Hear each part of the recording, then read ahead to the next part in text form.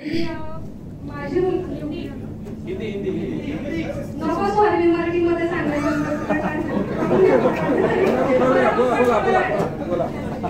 माझी मुलगी आहे 10 वर्षाची आणि तिला खूप म्हणजे ती 3 महिन्याची असल्यापासून तिला दम्याचा त्रास होता आणि तिला त्रास असा होता की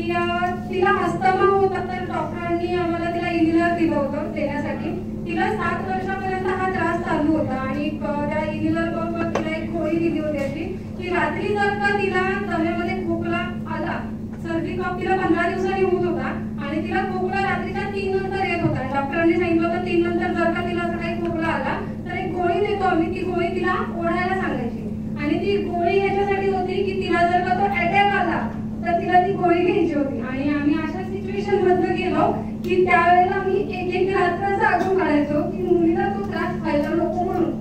आणि त्यानंतर हा त्रास आतापर्यंत होत होता आम्ही हा बिझनेस 8 महिने झाले जॉईन केलेला 8 महिन्यापर्यंत तिला हा त्रास होत होता